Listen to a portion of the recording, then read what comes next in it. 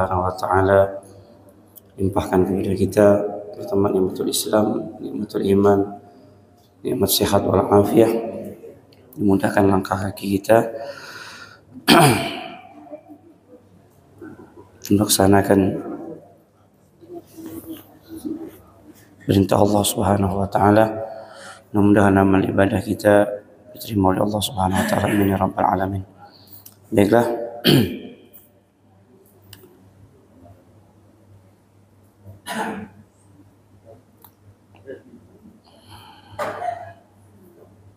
Beberapa hal tentang zakat.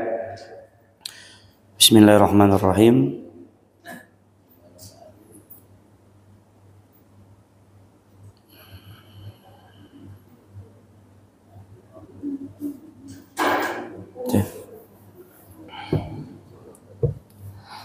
Ini pasti banyak pertanyaannya, jadi kita bahas satu persatu saja.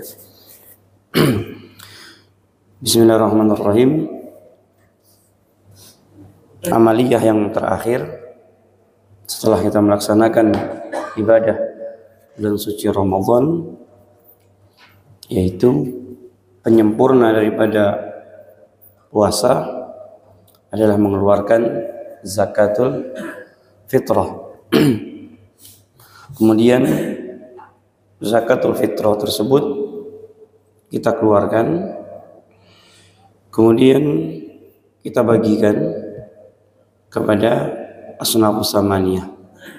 Setiap kita wajib yang mendapatkan awal daripada puasa bulan suci Ramadan dan malam daripada malam Idul Fitri, berarti dia telah wajib. Yang bernyawa manusia apabila dia hidup, maka dia diwajibkan untuk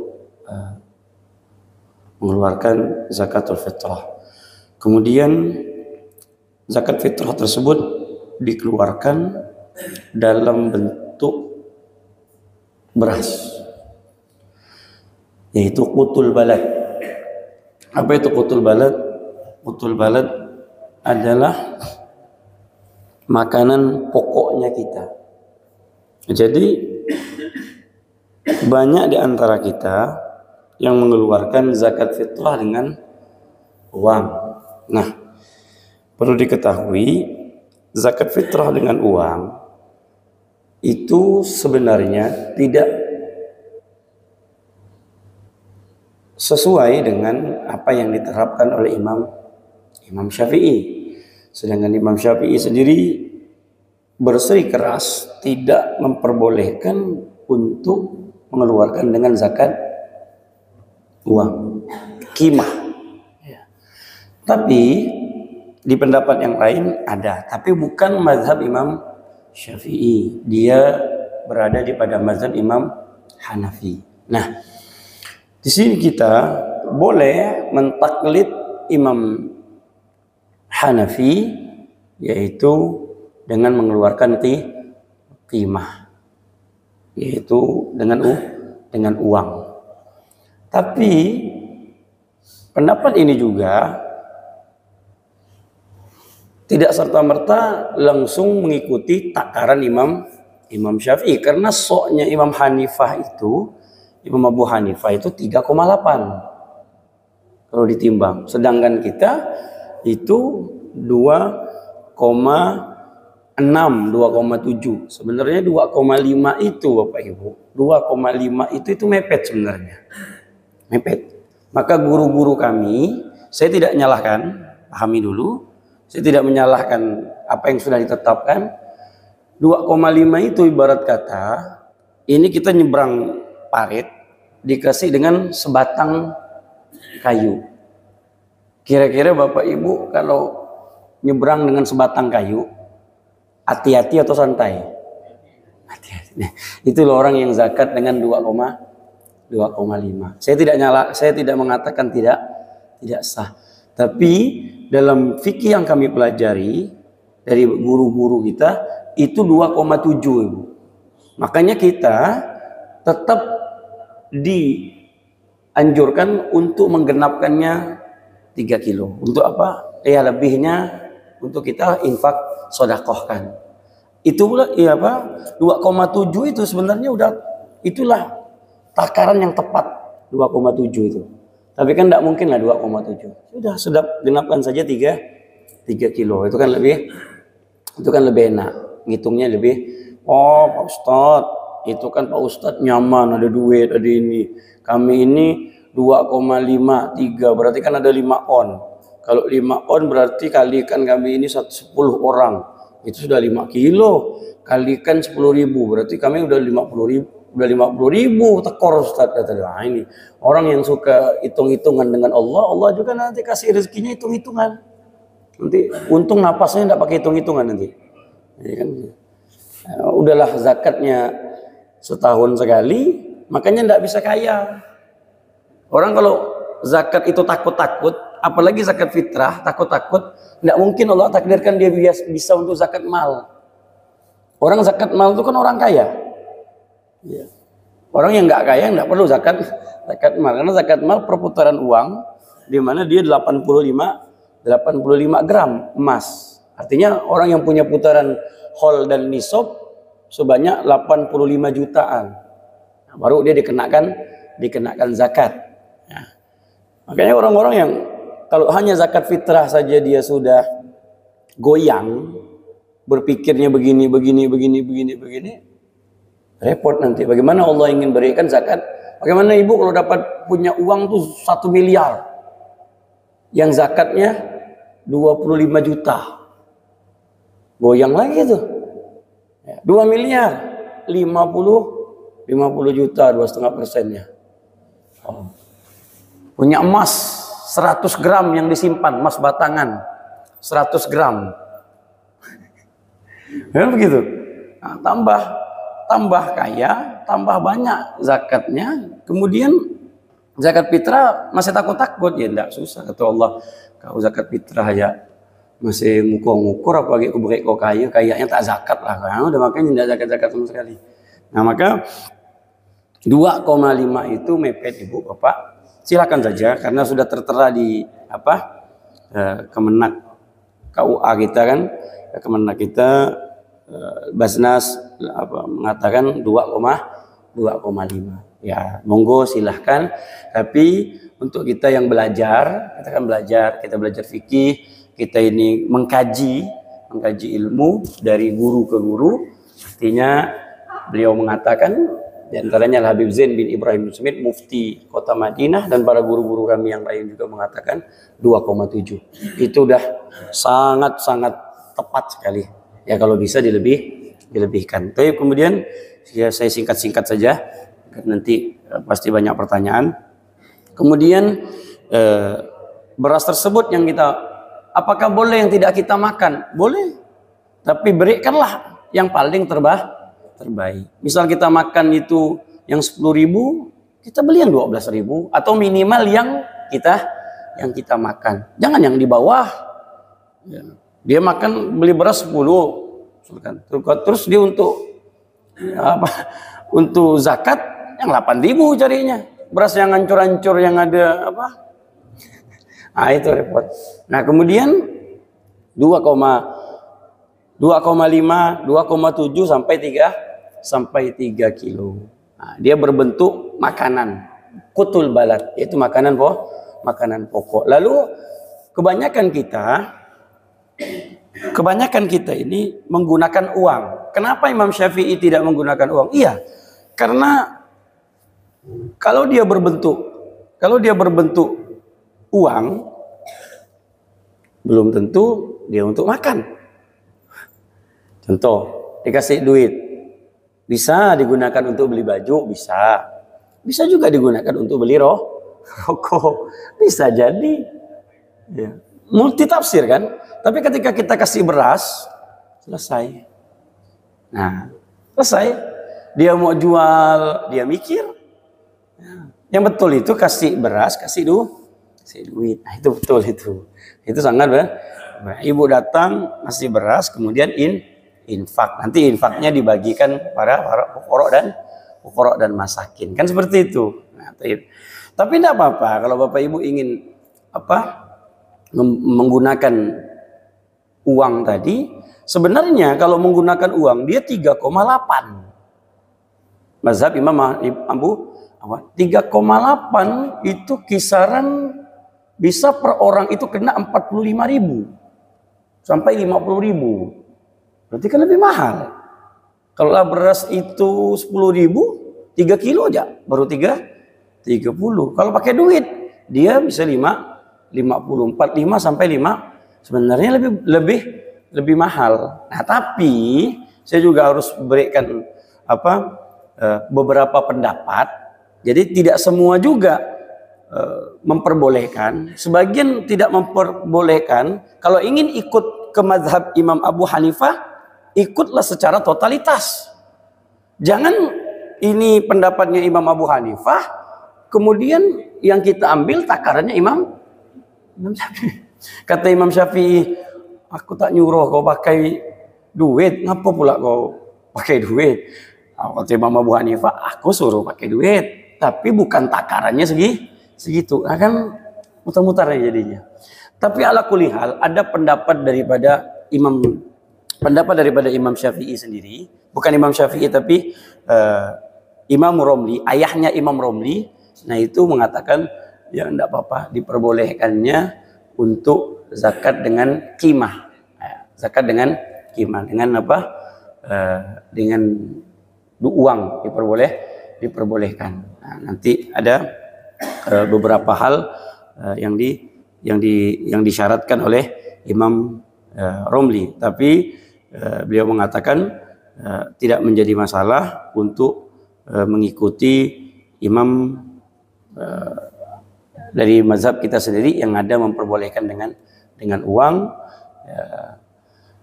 Ya, kalaulah kita dengan uang, intinya lagi begini, permasalahannya lagi di tengah-tengah masyarakat, panitia lagi-lagi kesalahan, Pak.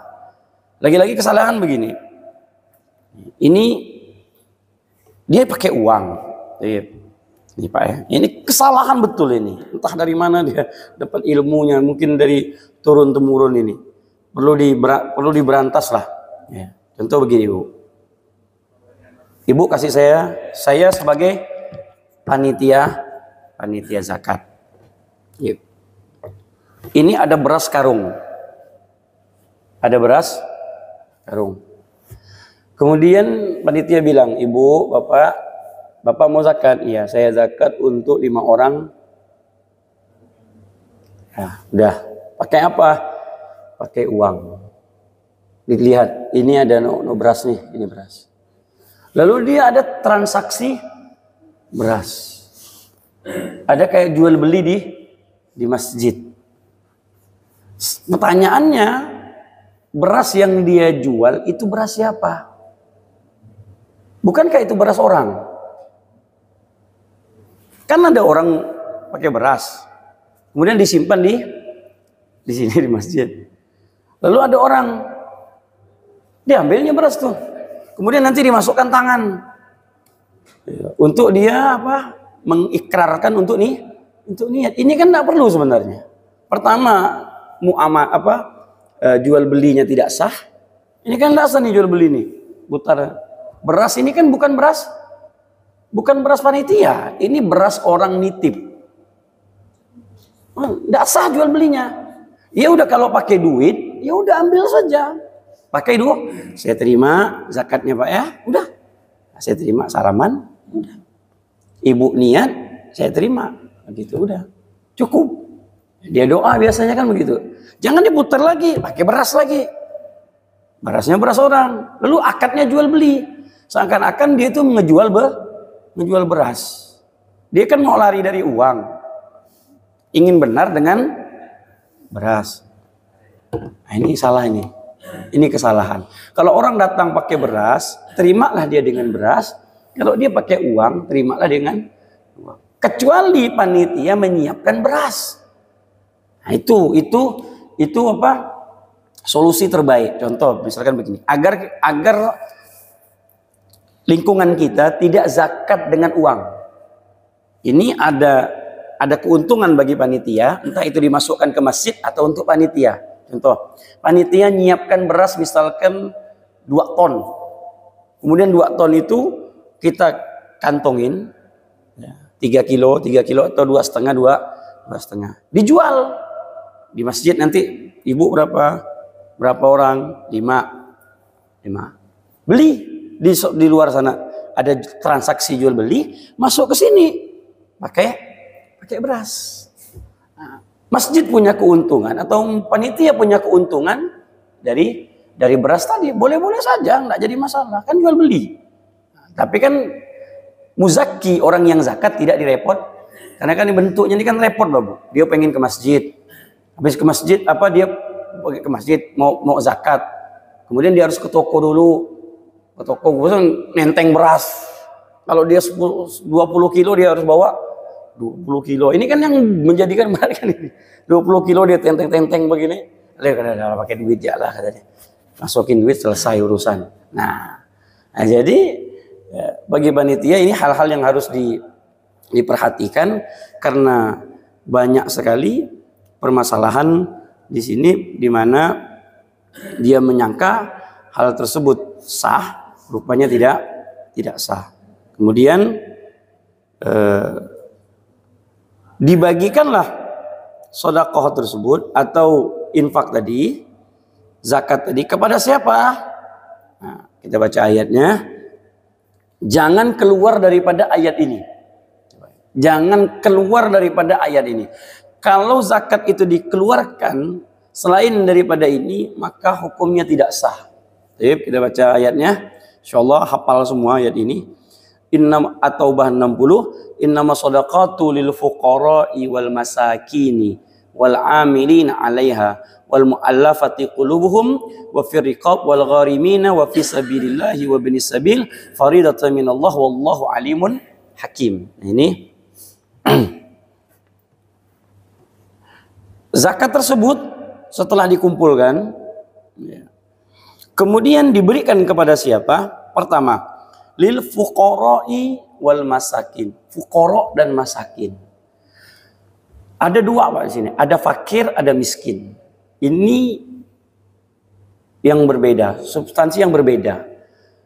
Dia fakir itu Bapak Ibu. Jadi kapan dia dikatakan fakir? Fakir itu adalah orang yang punya kebutuhan hidup. Dia punya pendapatan, dengan kebutuhannya itu tidak bisa mengcover. Contoh, dia punya pekerjaan yang 1 bulannya UMR kita berapa? 2,7 ya. 2,7 kan UMR. Standar itu Bu ya. Yang kerja hanya suami, punya anak 5 ya. Kemudian plus KPR rumah ngontrak, plus motor nggak usah yang baru, motor bekas. Ini kan kebutuhan Bu, ini kebutuhan. Ini cara nilai dia fakir atau miskin. Kadang-kadang kita itu salah paham, orang dia bisa bayar rumah kok, punya KPR kok. Loh, sabar dulu, dia tadi itu 2,7, kita hitung dulu 2,7 pendapatan, pengeluaran, tapi bukan pengeluaran yang yang untuk dipoya-poya, kebutuhan primer. Nah, primer. Ini kebutuhan 2,7 untuk rumah 700.000 lah katakan. Mungkin dulu ini. Ya. Atau 1 juta. Ya. Itu pun 15 tahun. Ya. Sampai 1 juta potong. Berarti sisa 1,7. Buat motor 700.000. Sisa 1 juta. Di rumah perlu listrik, bayar air, anak 5 sekolah, makan minum. Kira-kira 1 juta cukup dong? Tidak cuy. Berarti dia dikatakan fakir. Itu cara ngitungnya. Tapi saya punya mobil Pak Ustadz. Sama nggak? Saya 10 juta tapi saya punya mobil. Mobil saya saja ada 6 juta. Belum rumah listriknya. Itu bukan fakir, itu mengade-ngade. Itu buang tebiat namanya. Itu enggak masuk. Siapa suruh itu beli mobil? Kalau udah beli mobil berarti sudah tajir. Udah kaya berarti. Ya, jangan diputar-putar. Ini kan saya cerita kebutuhan primer tadi. Kalau mau tidak mau, sekolah anak, makan, itu udah kebutuhan. Ya. Tapi itu fukoro, miskin. Miskin itu dia kebutuhan dengan kependapatan dengan kebutuhan ngepres. Pas-pasan, sama sekali tidak ada lebih. Pas. Itu namanya miskin. Sama hitungannya tadi itu. Hampir sama. Pas betul ngepres. Sama. Kebutuhannya sama. Dia punya anak, anaknya sekolah. Tadi itu kalau dia 5 juta lah katakan, lebihkan dikit 5, bisa dikatakan 5 juta. Untuk ini, untuk itu, kebutuhan. Bayar anak sekolah, bayar listrik, bayar ini. Masya Allah. Berarti dia miskin. Nah, mereka lah yang berhak untuk mendapatkan zakat. Nah, zakat tersebut dibagikan kepada siapa? Fuqara dan masakin. Nah, untuk zakat, lihat dulu keluarga kita. Orang yang bukan kita wajib nafkahi. Lihat Bapak, sepupu, adik-beradik, ibu bapak. Lihat, bibi. Itu kan orang yang bukan wajib kita nafkahi. Ya. Kemudian keponakan. Kan kalau mereka di bawah garis kemiskinan tadi, berikan dulu kepada dia. Karena dia wajib untuk mendapatkan dari kita. Karena Nabi mengatakan orang yang zakat itu, apabila dia zakat dengan keluarga, dia dapat 2 pahala. Pertama, menyambung tali silaturahim. Yang kedua, dia pahala mengeluarkan zakat. Nah, seperti itu. Tapi kalau keluarga bapak ibu kaya-kaya ya nggak usah, kan begitu. Kemudian saya singkat-singkat saja. Lil fuqara wal masakin wal amilina 'alaiha. Amil itu adalah petugas zakat yang legitimasi oleh pemerintah, yang mendapatkan legitimasi dari pemerintah. Nah, kalau tidak dapat, berarti dia bukan amil yang dari pemerintah, berarti dia hanya sekedar pengumpul zakat. Apa bedanya Pak Ustadz? Bedanya begini, ini amil yang sudah dapat stempel dari pemerintah. Ini amil yang buat-buat sendiri, artinya beramal lah kita. Kita datang kepada ini, amil yang ini zakat kita sudah 100% kita keluarkan. Apapun yang terjadi dengan harta kita ini, maka kita sudah dikatakan orang yang terbebas dari zakat. Bedanya ini kan pengumpul zakat. Ini kita keluarkan sama dia, ini zakat kita belum tersalurkan. Kita belum dikatakan orang yang mengeluarkan zakat karena kita nitip.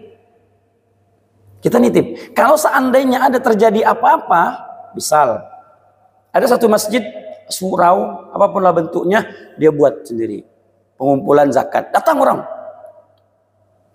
kemudian diambil. Tidak lama, subhanallah, na'udzubillah min dzalik, sallallahu alafiyah, beras tersebut kena curi. Misal, apa yang terjadi? Maka pengurus zakat tersebut ini harus mengumumkan dan minta satu persatu orang tersebut untuk datang kembali membawa zakat. Dia tidak bisa langsung mengganti saja, tidak bisa. Hilang zakatnya. Yang dizakatkan harus dari barangnya dia tadi. Nah, karena kita babnya tuh betangan nih Bu. Contohnya begini. Saya punya anak perempuan, mau menikah. Sebenarnya saya langsung menikahkan bisa. Ini calon laki-lakinya. Saya bilang saya nikahkan anak saya dengan Anda dengan mas kawin, ya selesai. Tapi saya tidak mau. Saya menikahkan anak saya lewat penghulu. Nah, saya wakilkan. Oke, saya wakilkan. Pak penghulu pun bilang saya terima. Sebelum Pak penghulu ini mengakadkan, apakah anak saya sudah nikah? Belum. Sama Bapak seperti itu juga. Setelah nanti beras itu disalurkan, maka barulah ibu bapak dikatakan orang yang mengeluarkan zakat. Nah, seperti itu. Jadi kalau bab nikah kan enak. Sering kita melihat orang yang mewakilkan kepada apa? Kepada penghulu. Nah, kemudian penghulu itu menikahkan baru selesai. Kalau penghulunya tidak menikahkan, udah enggak kawin-kawin tuh anak. Nah, sama kita juga seperti itu. Kita itu mewakilkan kepada pengurus ya. Kalau amil bedanya tadi, yang kedua bedanya, amil yang dari pemerintah itu mendapatkan gaji 12,5% dari harta tadi, dari harta yang dia kumpulkan. Itu dapat amil. Kalau yang tidak dapat SK dari pemerintah, ya, maka sepeser pun bagi dia haram untuk memakannya. Sepeser pun haram. Dia mau pandai-pandai. Amil yang tadi ini, yang tidak ada stempelnya dari pemerintah, bahasanya tadi itu diresmikan oleh pemerintah, ini sepeser pun dia haram untuk makan duit zakat. Dia boleh ngomong terus terang sama muzaki, orang yang mengeluarkan zakat. Ini kami tidak ada uang untuk operasional, boleh kali Bapak untuk mengeluarkan sedikit infak hartanya untuk operasional kami. Kalau tidak ada, enggak Pak, saya serah Bapak, Bapak berani-berani buka pengumpulan zakat. Nah udah, saya enggak, ini zakat saya. Udah. Bapak mau terima, monggo. Kalau enggak terima, saya cari lagi masjid yang lain. Udah, itu konsekuensinya. Bapak pun terima, udah. Mengambil uang dari zakat tadi haram hukumnya. Kecuali tadi sudah memang diatur sama pemerintah. Pemerintah bilang ini saya keturunkan SK-nya. Bapak Ibu yang pengurus amil tadi mendapatkan jatah. Makanya dalam Al-Quran tadi wal amilina 'alaiha. Amil itu diberikan uang. Mengapa? Karena kan capek. Bu, dia sensus, dia mencari orang yang miskin mana, ini apa semuanya. Dia cari betul-betul. Dia cari, oh ini kepala keluarganya sekian. Ini rumah ini kepala keluarganya ada 2. Agar apa? Agar tidak timbul kezoliman. Kadang panitia zakat itu ada zolimnya. Mengapa? Ini ada 2 rumah. Kemudian ini beras 5 kilo plus duit di atasnya 100.000. Ini 5 kilo plus duit 50.000. Kemudian ini ada rumah. Mentang-mentang ini satu rumah, dihantarkan ini satu karung, ini satu kantong, ini satu kantong. Dia tidak tahu yang ini ada 8 keluarga, yang ini cuma 2 keluarga. 5 kilo dibagi orang 8. Berapa? Sedangkan ini 2 orang, ya dapat. Masih bisa. Ini zolim namanya. Makanya adanya sensus. Sensus apa? Sensus penduduk. Mana yang miskin? Di sini Pak RT dilibatkan. Oh lihat loh, mana loh orang-orang yang miskin. Oh rumah itu ada 2 keluarga. Ada juga dia 1 keluarga. Tapi isinya 10 orang. Berilah dia 2 kan. 2 kan. Jangan 1. Oh yang di sana 1 keluarga. Kakaknya 2 atau 3 sama anak. Ya wajar kalau dapat 1. Nah di situ tugasnya amil, berat tugasnya amil. Maka undang-undang kita memperdulikan amil Al-Quran terlebih-lebih lagi. Nah, karena mengapa? Dia capek, dia korban ini, digaji Bu. Mengapa? Berapa kalau perharinya Bapak Ibu ngurus zakat tersebut? Misalkan dia buka zakat itu 3 hari sebelum Lebaran. Nah, kayak gini dia buka. Kan berbondong-bondong orang itu datang. Dia mengorbankan waktunya yang seharusnya dia cari duit.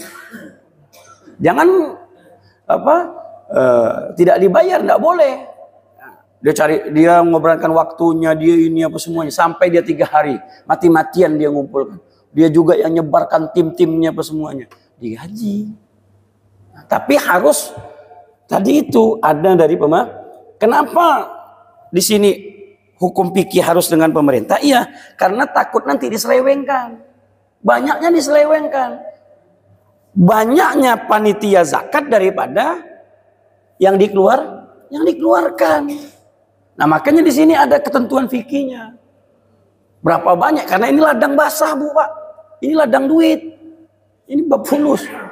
Ini bab duit. Kalau udah bab duit tuh hebat. Orang ada yang beli Robicon kok. Gara-gara ini kan begitu. Apalagi ini kalau udah ladang basah ini fulus, dia buta.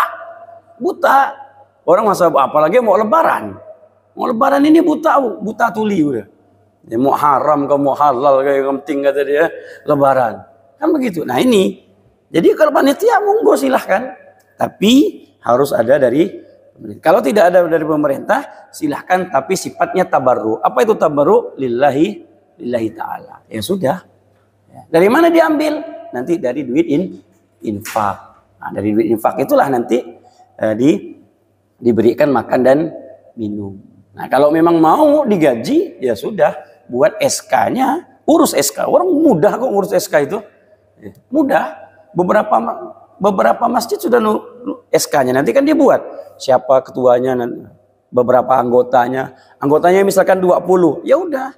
Nanti dari situ dapat 20 orang. Nah, dari 20 orang nanti dibagi. Besar loh, Pak. Besar. Kalau yang dia dapatinya 100 juta misalkan. Berarti 12,5. Berarti ada 12 juta 500. Bisa dibagi.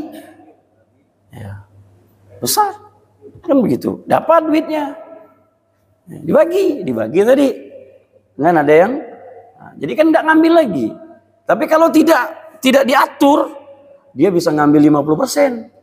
Haram ini. Ini yang ditakutkan seperti itu. Makanya fikih mengatur. Fikih diatur betul-betul. Karena ini amanah. Ini yadul amanah. Jadi nanti ditanyakan lagi kalau kurang bisa kita pahami. Kemudian di situ amil ya. Wal muallafati qulubuhum. Kemudian yang keempat muallafah. Orang yang muallaf. Orang yang baru masuk Islam. Setahun, 2 tahun. Enggak apa-apa, kasih terus. Intinya apa ilahnya orang muallaf itu? Agar dia ketertarikannya dengan Islam tambah kuat dan dia merasa dia itu dipedulikan. Ya, oh Islam ini sosialnya tinggi. Dan selama aku masuk Islam ini, alhamdulillah saudara-saudaraku ingat kepadaku. Itu inti daripada mu'allaf. Kemudian ya, wa fi riqab, budak, ini tidak ada. Wal gharimin, hutang. Nah, ini hutang boleh. Orang yang berhutang di jalan Allah. Contoh, minggu kemarin saya ada bahas. Ada misalkan bapak tajir. Kemudian bapak bilang, ini masjid atau pesantren atau yayasan, biar saya yang ngebangun. Ambil saja di toko bangunan atas nama saya. Namanya masih laku. Ya, ambil. Subhanallah jadi udah. Dengan kisaran ratusan juta misalkan. Dia bayar, kemudian dia kolab. Bangkrut. Rasulullah pia ini orang baik tapi bangkrut, selesai. Dia mau bayar enggak ada. Dia enggak ada lagi. Mau dari mana? Toko bangunan enggak mau tahu. Mau kau bangkrut ke mau apa? Kamu tahu. Mengapa suruh kau berani kan? Ini kan enggak ada urusan dia. Nah, di sini zakat tampil. Orang yang punya hutang seperti ini, ya, zakat tampil. Dah zakat yang membayarkannya. Kenapa? Karena dia hutang dikarenakan di jalan Allah. Nah, itu boleh, tidak jadi masalah. Tapi kalau diterjemahkan hutang, saya kira kita semua ini banyak hutang. Iya, kena semua gitu ini. Habis ini namanya utang, zakat saya mana? Kenapa? Utang bayar utang saya ini. Pagi lebaran nih banyak utang saya nih, coba Anda bisa. Lihat pahami dulu gharim yang seperti apa. Saya singkat-singkat saja. Kemudian wa fi sabilillah. Nah, fi sabilillah ini dalam kategori yang difahami adalah orang yang berangkat perang, Pak. Orang yang berangkat perang itu pun dia berjihad di jalan Allah, kemudian dia sudah pemerintah tidak mengcover kehidupannya, maka dia diambil dari duit zakat. Tapi kalau seandainya itu adalah perintah dari pemerintah, untuk dia pergi ke sana berperang. Gudhohnya bilang, hakimnya bilang, pemerintahnya bilang, kalian wajib perang. Disediakan sudah uang apa semuanya kehidupannya.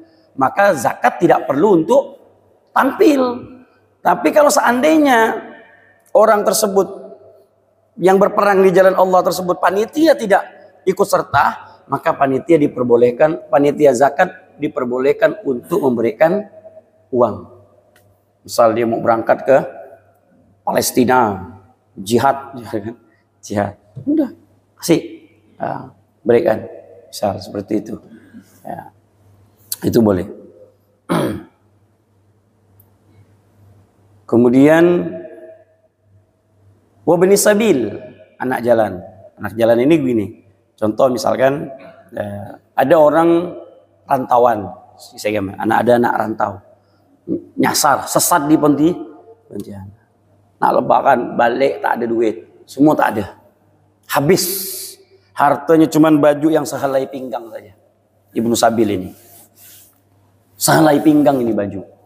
Kemudian dia datang ke tempat kita, Bapak, saya ini kepengen pulang ke Jakarta misalkan, pulang ke Jakarta, saya minta duit zakat untuk saya pulang, boleh enggak kita ngasihnya? Boleh. Lalu dihitunglah Bapak hitung, oh kapal 400. Kemudian rumahnya di mana? Rumahnya di mana? Misalkan di Menteng misalkan. Loh, Menteng nak orang kaya kata dia. Bukan Pak, belakangnya sedikit lagi. Oh, kampungnya. Kan gitu. Misalkan, dah berapa semuanya sampai ke makan, minum apa semuanya udah kita keluarkan 1 juta. Boleh keluarkan. Lalu dia bilang, oh tak bisa Pak, saya ini biasa pakai pesawat Pak. Ya, tak bisa saya pakai kapal Pak. Oh, ente balik seorang ya, bilang kan dia. Memang begitu. Enggak boleh dia. Artinya zakat enggak boleh gak barbor berapa pesawat yang paling mahal. Oh, enggak boleh juga. Ya, jadi dia kasih yang standar. Ini duit bukan hanya dia saja yang membutuhkan duit umat. Nah, di sini jadi ada beberapa kelompok yang Allah Subhanahu wa taala telah tetapkan. Yang enggak boleh mana? Masjid. Jangan duit zakat dialihkan ke masjid. Ini haram hukumnya Pak. Tidak boleh. Duit zakat dibangunkan masjid. Tidak boleh. Ini duit orang miskin. Duit zakat dikasihkan ke anak yatim. Tidak boleh.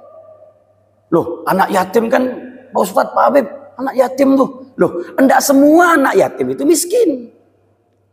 Kalau bapaknya meninggal kaya, kan hartanya banyak. Jadi bukan kita tidak peduli dengan anak yatim, sabar dulu. Yatim tapi harus masuk karena Allah kan tidak masukkan di sini yatim. Enggak. Tapi kalau yatimnya miskin, kasih. Itu dua kali nih.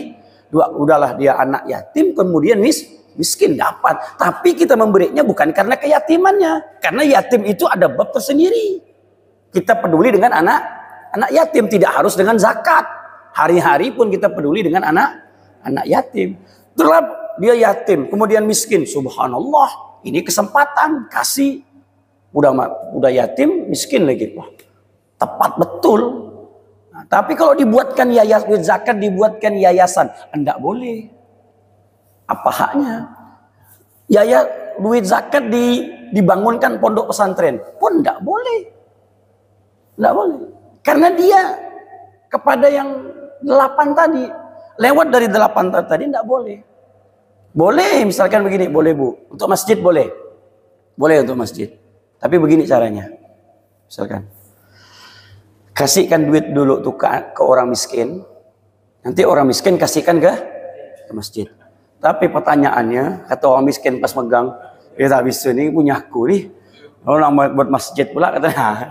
Boleh. Itu hilah daripada Al-Habib Zain bin Ibrahim bin Sumit, Mufti Madinah, mengatakan boleh kumpulkan orang miskin. Misalkan kumpulkan satu kampung ini miskin. Ya zakat ada berapa? Misalkan ada 500 juta atau 1 M.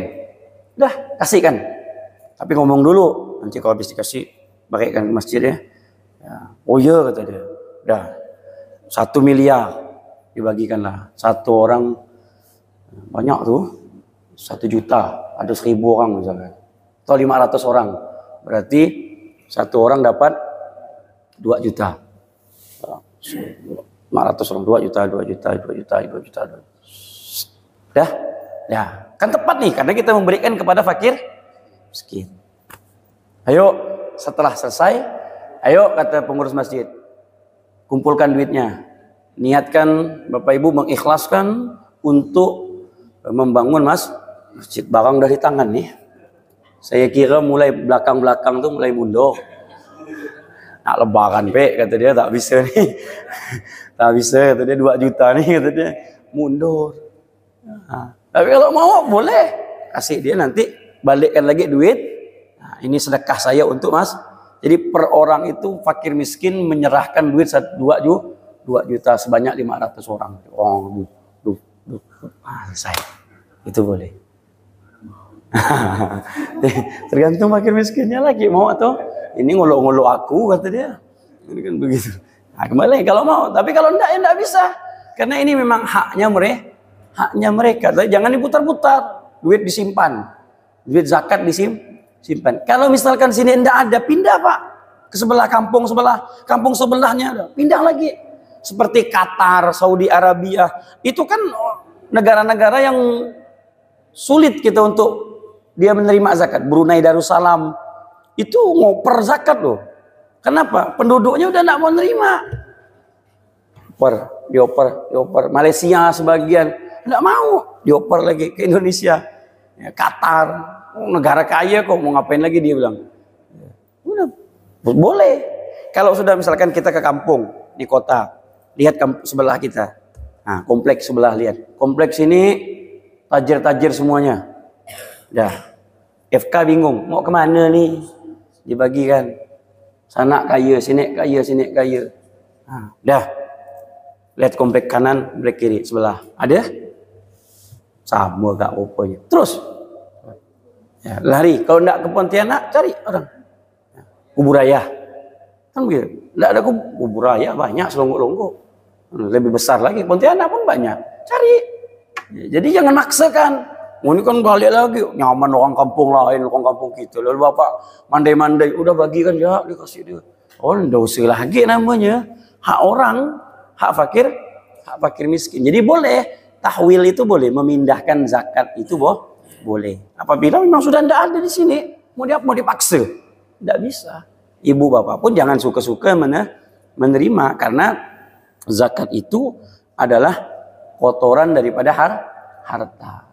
Kotoran harta. Nah, makanya beberapa orang dia tidak mau menerima zakat. Ini sekelimin karena waktu saya sudah katakan bab ini sebenarnya tidak cukup untuk 1 jam 2 jam membahasnya. Kalau secara detail saya ambil poin-poinnya saja dengan zakat fitrah.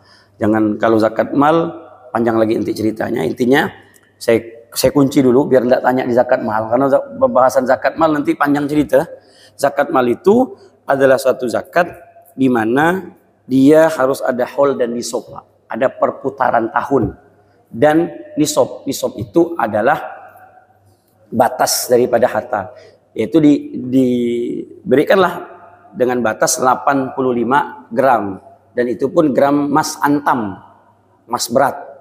Itu kalau misalkan kisarannya emas itu 1 juta per gramnya berarti 85 juta. Nah, jadi disinilah nanti juga masuk zakat profesi. Nah, zakat profesi itu masuk. Kenapa? Kalau memang gajinya dikalkulasikan dalam 1 tahun itu nyampe di 85 juta, berarti dia kena contoh per bulannya gajinya itu 10 juta. 10 juta berarti 12 120 juta. Nah, saya tuh ada ngajar di IPC di pelabuhan, sebagian tenaga kerjanya pegawainya itu dia diwajibkan tapi tidak diwajibkan diperintahkan untuk mengeluarkan zakat, diambil per bulan dari duit gaji dipotong. Itu pun atas persetujuan. Karena zakat profesi ini Bapak Ibu, saya harus katakan juga zakat profesi ini dalam mazhab Imam Syafi'i tidak ada. Tidak ada. Dia timbul di fikih kontemporer masa kini. Sepakat para ulama membentuk suatu pendapat. Mengapa? Kalaulah para petani yang susah payah nanam ini semuanya dikenakan zakat, lalu bapak-bapak yang duduk di meja yang hanya masa ia tidak diberikan zakat? Timbang menimbang, nah disinilah kenanya namanya zakat profesi. Nah, diwajibkanlah untuk zakat profesi. Nah, zakat gaji bapak ibu kalau sampai. Sama dagang juga begitu. Kalau dikalkulasikan dagangannya itu sampai 85 gram emas, kena. Tapi kalau jualan kelontongan, gorengan, saya kena zakat ya, waduh berat urusannya. Anda berhak menerima zakat. Nah, seperti itu. Nah, ini sekilas tentang zakatul mal. Ya, diambil 2,5% dari harta yang dia miliki. Wallahu a'lam bishawab. Saya kira nanti banyak pertanyaan. Monggo silakan.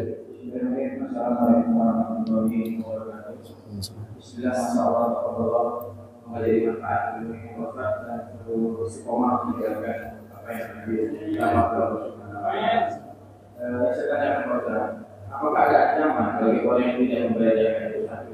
Yang kedua, bagaimana jika seorang lupa membayar zakat sampai waktunya? Apakah orang itu kena dosa? Yang tiga, manakah yang paling afdal dalam membayar membayar zakat? Dengan langsung atau melalui ambil zakat? Dan bagaimana seorang malah ini termasuk beberapa masalah. Apabila orang tua itu kaya, tapi dia tidak mempertimbangkan, kalau saya sebenarnya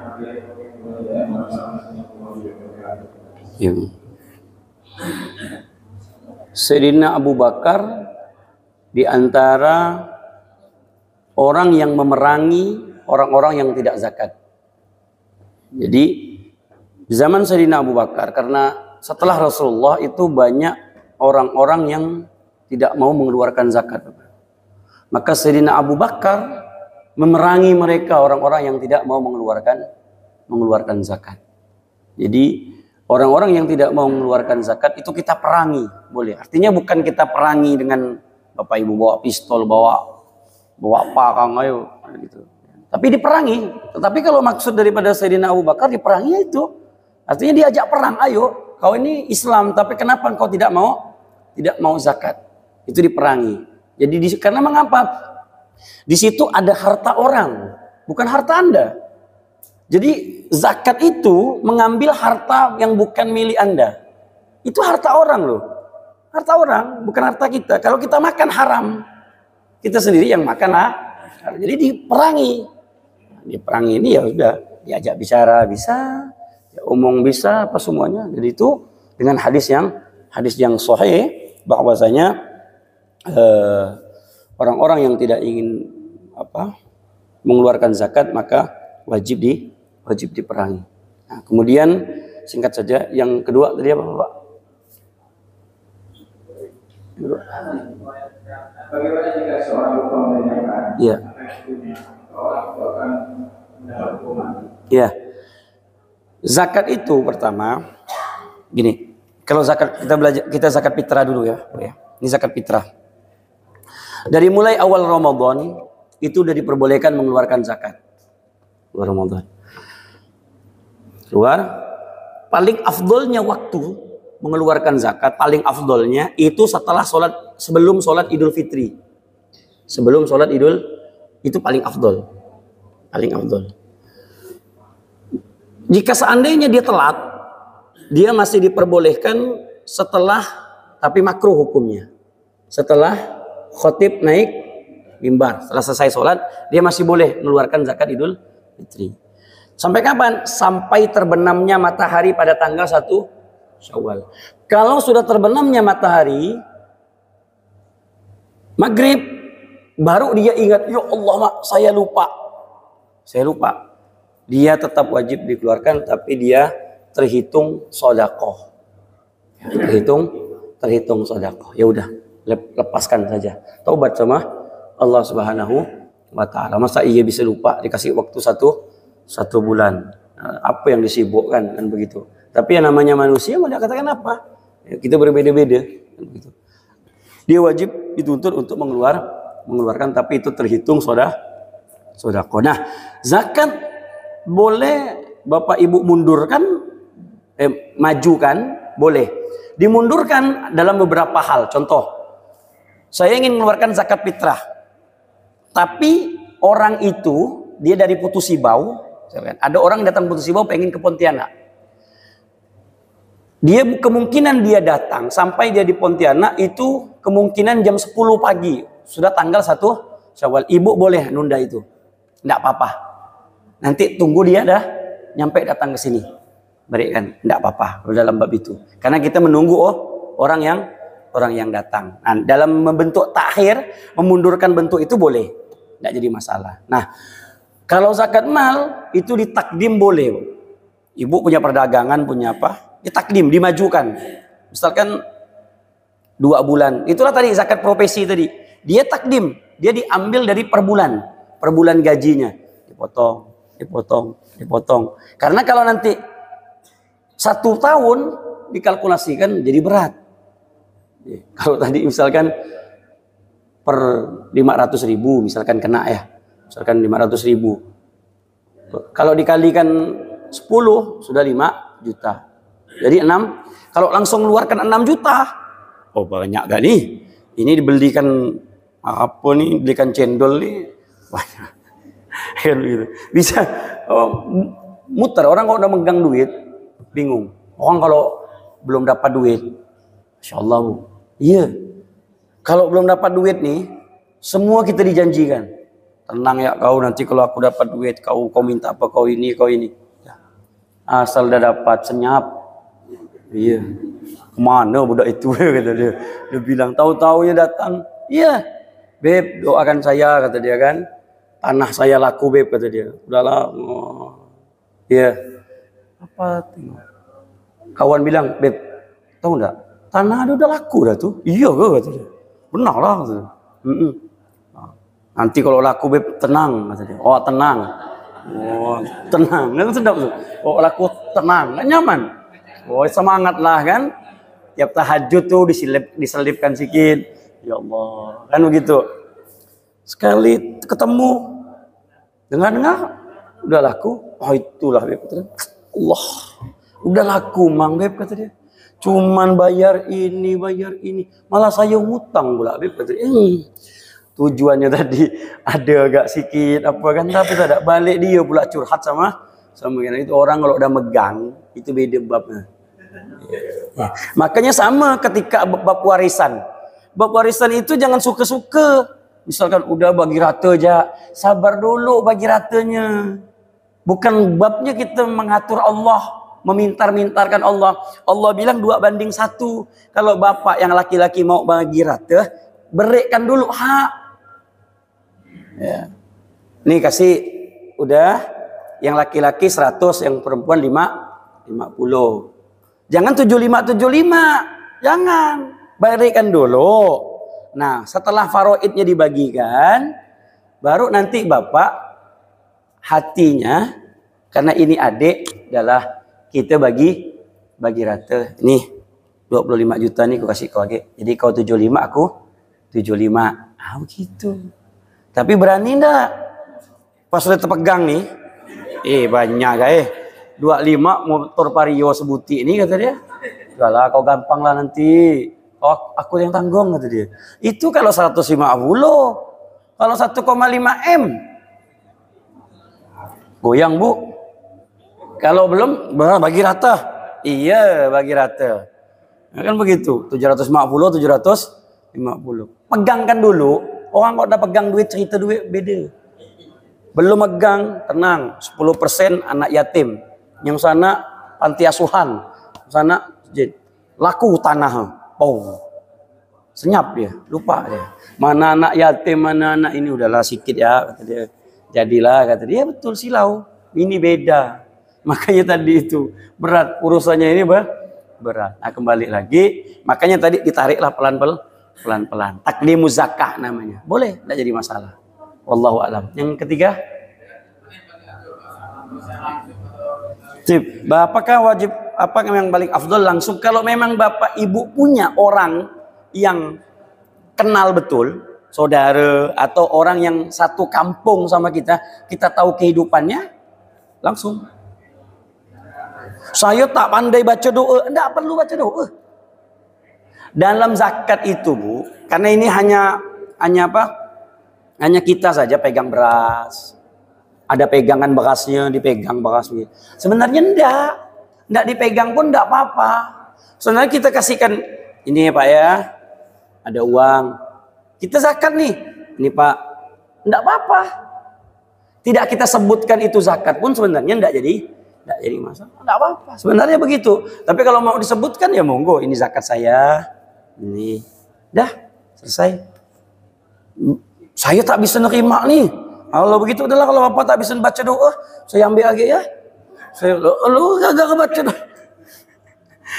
Enggak penting, bukan enggak penting, artinya tidak wajib. Dia cukup, panitia itu cukup nerima ya. Ah, saya terima ya. Udah. Kadang-kadang baca pun doa salah gak benar.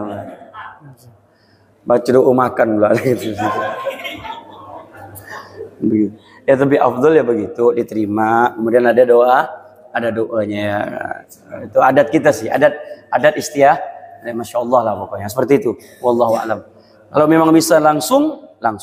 Kalau memang mungkin kesibukan atau apa, ya langsung ke panitia zakat, nggak jadi masalah juga. Wallahu a'lam. Sila. Ada lagi? Ya. Sila. Zakat mal, Pak. Zakat mal itu kalau sehat, makanya sini terus ada pondok pesantren tuh minta sumbangan untuk pondok itu ada tidak boleh tidak kasih Pak. Zakat mal untuk pondok pesantren. Iya, gini Bapak. Kalau untuk pondok pesantrennya dikeluarkan dari zakat tidak boleh. Tapi nanti di pondok pesantren itu kan ada anak-anak yang miskin. Nah, itu bisa nanti diberikan kepada mereka. Nah, tapi kalau untuk mutlak untuk pembangunan pondok pesantrennya tidak boleh. Tidak boleh. Jadi memang bukan untuk yayasan, bukan untuk enggak bisa. Nah, misalkan nanti kepada pondok pesantren boleh, tapi pondok pesantren nanti memberikan kepada fakir miskin. Mungkin fakir miskin itu ada pada murid-murid yang ada misalkan muridnya tadi di situ ada 500 orang, separuhnya fuqara miskin, bisa jadi. Ya, saya waktu nyantri dulu hampir 70% itu tidak bayar. 70% itu tidak bayar. Di pondoknya Ustadz Adnan yang sering di sini sampai sekarang zamannya beliau itu mondok di Parung sampai sekarang Mbak Bu. Pondok Parung itu dulu itu 12.000 itu gratis dari SD sampai kuliah. Dulu itu 12.000. Sekarang ini Masya Allah. Buat dulu tahun 92.000 itu 12.000 itu gratis. Tidak bayar sama sekali. Mungkin dulu ada masuk TV. Ada orang yang di Bundaran HI jual ginjal. Anak kecil jual ginjal untuk menembus ijazah. Itu tuh kan dari pondok pesantrennya Ustadz Adnan. Di sana, kenapa? Jadi itu hati-hati, framing media berbahaya juga. Di sana itu punya syarat. Kalau belum selesai, itu ijazah tidak diberikan. Dan sedangkan dia belum selesai nuntut ijazah. Nggak bisa. Ustadz Adnan itu tuh kan SPDI beliau itu. Ustadz Adnan itu SPDI. Cuman dia nggak selesai kuliahnya. Baru sudah semester 6 kalau nggak salah waktu itu. Tinggal 1 tahun lagi. Dia keluar dari pesantren. Makanya dia tidak punya ijazah. Dan dia tidak bisa nuntut ijazahnya. Dia cerita sama saya. Nggak bisa. Karena memang sudah ketetapan. Masuk boleh. Dari kecil pun dia masuk. Boleh. 12.000. Mungkin sekarang 18.000 orang. Masih gratis. Subhanallah, kita ngasih makan orang 100 orang, puyeng kepala. Gratis. Berapa ton beras dalam per hari. Itu di Parung. Nama pengurusnya Habib Mahdi bin Syekh Abu Bakar bin Salim almarhum sudah. Sekarang diteruskan oleh anaknya dan istrinya. Istrinya yang mengurus itu. Oh itu. Nah, jadi kan bisa kita kasihkan zakat kepada mereka. Nanti mereka yang mengatur untuk kepada fakir miskin. Kan rata-rata yang menyantri itu kan orang yang tidak mampu. Nah, itu boleh seperti itu. Tapi kalau mutlak untuk bangunan pondok pesantren atau masjid, tidak boleh. Tidak diperbolehkan. Wallahu alam. Itu, Pak. Nanti pandailah ustadznya. Bapak kasih aja ustadznya. Pandainya nanti beliau yang atur. Sila.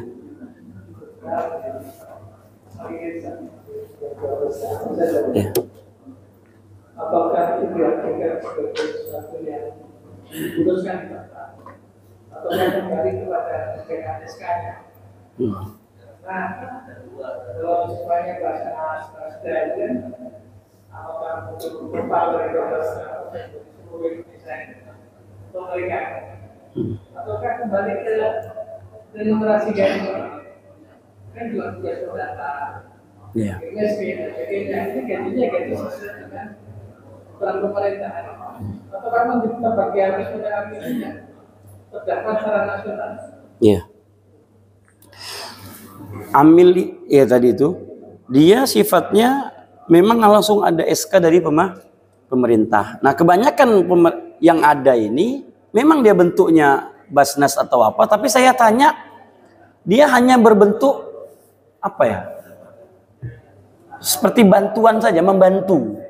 Bukan orang yang memang betul-betul diberikan hak untuk mengelola tadi. Hanya sekedar ngebantu saja. Misal dari sini kemudian nanti dibalikkan lagi. Kan begitu kan? Nanti kita dikasih sedikit untuk dibagikan. Kan begitu dia. Nah, pertanyaannya, ada enggak dia yang memberikan keputusan mereka yang berbentuk SK tadi? Kalau hanya sekedar memperbolehkan, ya boleh, tapi dia tidak berbentuk.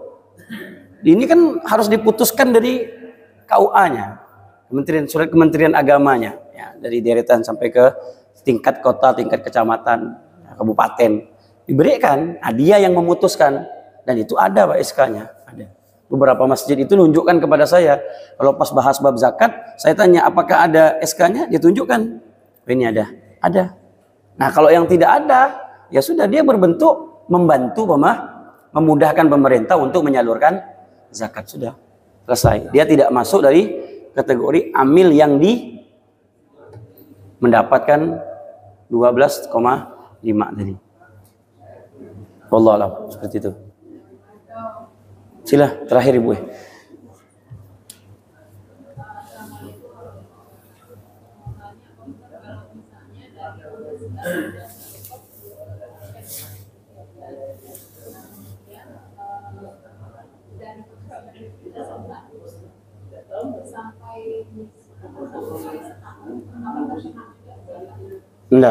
Enggak kena. Jadi udah yang sudah dizakati ya tidak kena. Karena dia sudah keluar. Walaupun yang sudah disimpannya berapa?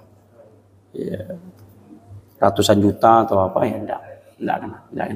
Karena dia sudah mengeluarkan zakat. Lain ceritanya emas. Nah, kalau emas agak sedikit beda. Emas, ibu bapak punya emas batangan, kemudian gaji besar, punya emas juga. Nah, emas punya 100 gram misalkan, gajinya beda. Nah, emas ini kan disimpan. Nah, ketika dia masuk nisabnya, haulnya, maka dia kenakan zakat emas. Berarti kalau zakat emas tadi 100 gram berarti berapa? 100 juta. Nah, diambil 2,5. Nah, diberikanlah kepada seperti itu.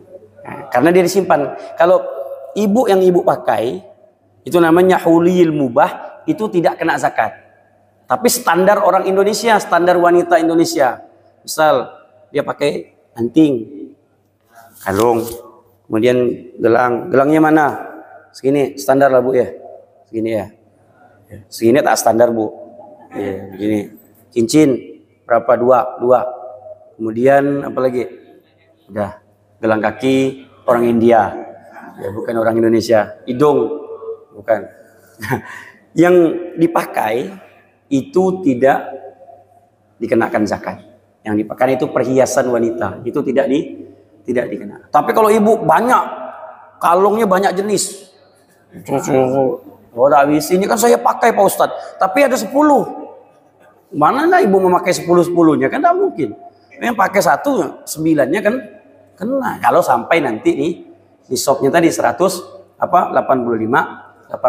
gram. Nah, kena. Per tahunnya kena. Walaupun ibu sudah mengeluarkan zakat profesi. Karena barang ini disimpan. Itulah emas. Emas itu agak sedikit. Jadi 2 kali kena ibu. Kalau nyimpan emas tadi. Karena emas itu sifatnya turun naik ya. Bisa nguntungkan. Apa? Yang dipakai nggak kena. Sama sekali tidak kena. Ya. Tapi kalau berlebihan itu kena. Punya ibu punya gelang sampai segini. Lu ada loh. Saya waktu itu undangan di terakhir. Udah 6:30 udah. Saya tak sahur hari ini.